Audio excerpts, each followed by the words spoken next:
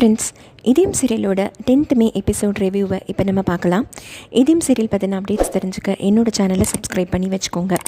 தமிழ் அவங்க இருக்கிற இடத்தோட லொக்கேஷனை ஆதிக்கு ஷேர் பண்ணிவிட்டு இனிமேல் நம்ம ஃப்ரெண்டு பார்த்துப்பாரு, இனிமேல் நம்ம எதை பற்றியும் கவலைப்பட வேண்டாம் அப்படின்னு சொல்லிட்டு போயிடுறான். இந்த பக்கம் ஆதிக்கு அந்த மெசேஜ் வருது. வந்தோடனே இது என்னது, இது லொக்கேஷன் ஏதோ ஷேர் ஆகிருக்கே அப்படின்னு சொல்லிட்டு அந்த லொக்கேஷனை ஃபாலோ பண்ணி அங்கே போய் பார்க்குறாரு. அங்கே பார்த்தா எல்லோரும் நைட்டு டின்னருக்காக உட்காந்துட்ருக்காங்க. மரகதம்மா, மணி 3 பேரும் கீழே அவங்க முன்னாடி இட்லி வச்சுட்டு உட்காந்துட்ருக்காங்க. அவங்க பாரதியும் சாப்பிடவா அப்படின்னு கூப்பிட்றாங்க. பட் பாரதி பசிக்கலை அப்படின்னு சொல்லிடுறாங்க. ரத்னம் சாரையும் கூப்பிட்றாங்க. நீங்கள்லாம் திருட்டு போய் படுங்க, நாளை காலையில் ஊருக்கு போகணும், சீக்கிரம் சாப்பிட்டு போய் படுங்க அப்படிங்கிறாரு. இதெல்லாம் ஆதி அங்கே இருந்த ஒரு ஜன்னலை திறந்து எல்லாத்தையும் பார்த்துக்கிட்டே இருக்காரு. ரொம்ப வருத்தப்படுறாரு அவர். உடனே இப்படி கொஞ்சம் மூவ் ஆகி போகிறாரு. அந்த பக்கம் பார்த்தா அடுத்த ரூமில் பாரதியும் தமிழும் இருக்காங்க. கரண்ட்டும் வேறு போயிடுது. அதனால் இருட்டில் பாரதி ஒரு கேண்டில் ஏற்றி வச்சுட்டு ஒரே வேர்த்து கொட்டிக்கிட்டு அப்படியே கொசு கடியில் படுத்துட்டு இருக்காங்க. தமிழுக்கும் வேர்த்து கொட்டுது. அவங்க அப்படியே தொடச்சி விட்டுட்ருக்காங்க. இதெல்லாம் பார்க்குறாரு ஆதி. ரொம்ப வருத்தப்படுறாரு. ரொம்ப ஃபீல் பண்ணிவிட்டு இதுக்கு ஏதாவது சொல்யூஷன் பண்ணணும்னு சொல்லிட்டு யாருக்கோ ஃபோன் பண்ணுறாரு. அந்த பக்கம் ஒருத்தர் ஃபோன் எடுக்கிறாரு. சொல்கிறா மச்சான் அப்படிங்கிறாரு. உடனே ஆதி சரவணா எங்கே இருக்க நீ அப்படின்னு கேட்குறாரு. உடனே அவர் சொல்கிறாரு, நீ எங்கே இருக்கணும்னு சொல்கிறியோ நான் அங்கே இருக்கேன்டா மச்சான் சொல்லு அப்படிங்கிறாரு. உடனே இவர் நடந்த விஷயத்தெல்லாம் சொல்கிறாரு. சொன்ன உடனே இப்போ என்னடா பண்ணலாம் அப்படின்னு கேட்குறாரு. உடனே அவர் சொல்கிறாரு, சரவணன் இருக்க பயமேன், சரவணன் கிட்ட சொல்லிட்டேன்ல, நான் எல்லாத்தையும் பார்த்துக்கிறேன் அப்படிங்கிறாரு. உடனே ஆதி கேட்குறாரு, என்ன பண்ண போகிற சரவணா அப்படின்னு கேட்குறாரு. உடனே அவர் ஏதோ சொல்கிறாரு. அதெல்லாம் நமக்கு காட்டலை. அவங்க ஏதோ ஒரு பிளான் போட்டாங்க 2 பேரும். சரி எல்லாத்தையும் நீ பார்த்துக்கோ, கல்யாணம் முடிகிற வரைக்கும் என் கூடவே இரு சரவணா அப்படின்னு சொல்கிறாரு. கண்டிப்பாடா மச்சான் அப்படிங்கிறாரு அவர். இந்த சரவணனா யார் வராரு அப்படின்னா அருண் பத்மநாபன் தான் வராரு. இவர் யாருன்னா அமுதாவும் மன்னலட்சுமியும் சீரியலில் செந்தில் தான் இவர். பயங்கர மாசாக ஒரு என்ட்ரி கொடுக்குறாரு. அதுக்கப்புறம் பார்த்தா அடுத்த நாள் மார்னிங் ஆகிடுது. அங்கே அந்த வேலைக்கார அம்மா சாந்தி வீடு முழுக்க சுற்றி பார்க்குறாங்க. அங்கே யாருமே இல்லை. உடனே அவங்க ரொம்ப சந்தோஷமாயிட்டு, பார்த்தீங்களா அந்த கல்யாண கோஷ்டி முழுக்க ஓடிட்டாங்க போல இருக்குது, இதை உடனே இப்போவே நம்ம ஸ்வேதா அம்மா கிட்ட சொல்லணும் அப்படின்னு சொல்லிட்டு உடனே ஸ்வேதாவுக்கு கால் பண்ணுறாங்க.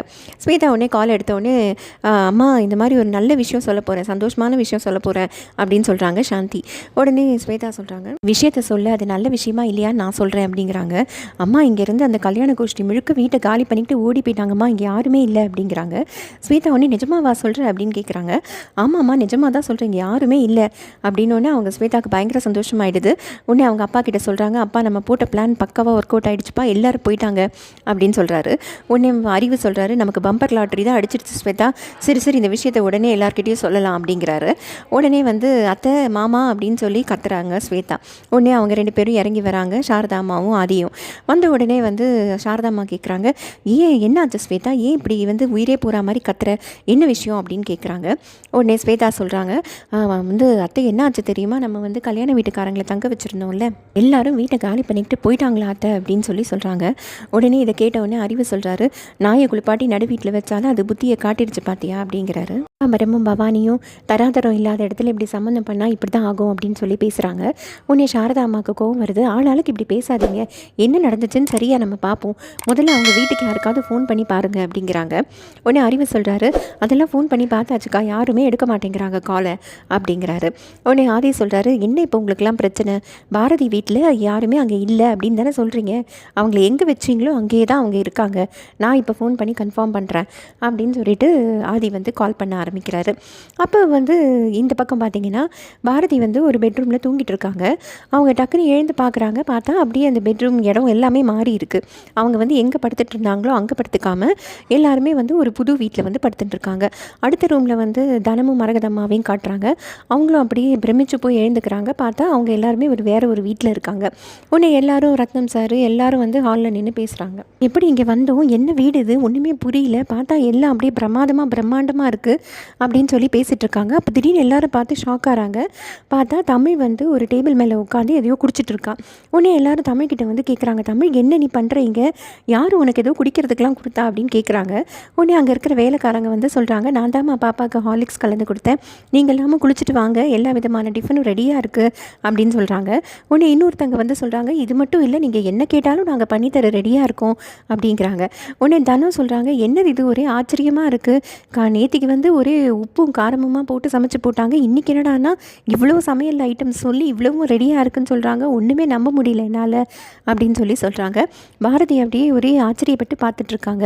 அவங்க சொன்ன சமையல் ஐட்டம்லாம் கேட்ட உடனே தானும் சொல்கிறாங்க, அம்மா சூப்பராக இருக்குமா, இல்லை நான் இப்போவே போய் குளிச்சுட்டு வந்து உடனே சாப்பிட்றேம்மா அப்படிங்கிறாங்க.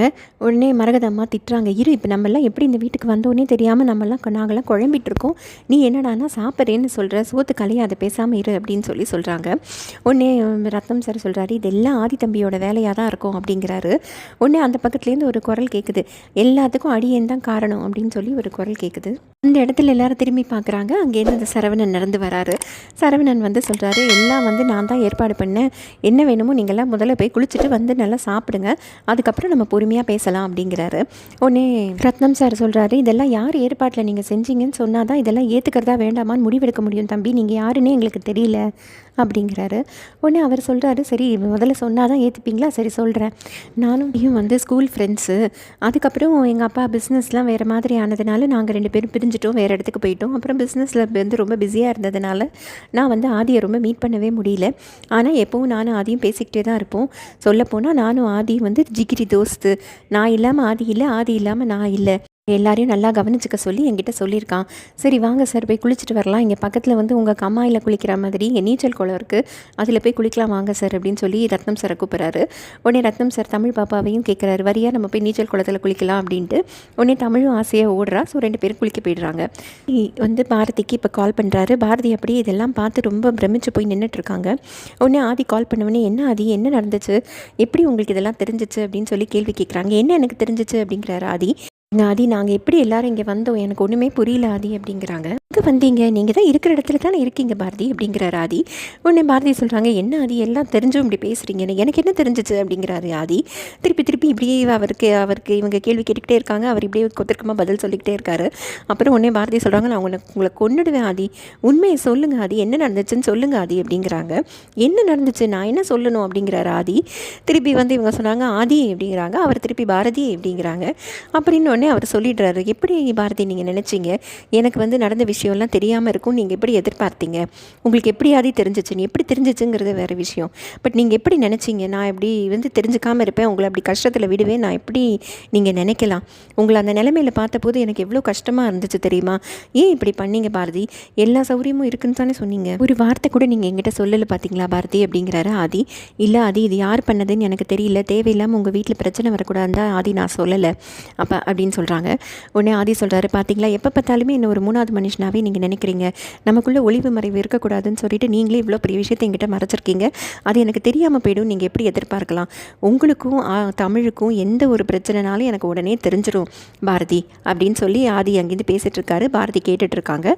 அதோட இந்த எபிசோடு முடியுது. இதையும் சீரியல் பற்றின அப்டேட்ஸ் தெரிஞ்சுக்க என்னோட சேனலை சப்ஸ்கிரைப் பண்ணி வச்சுக்கோங்க. Thank you friends.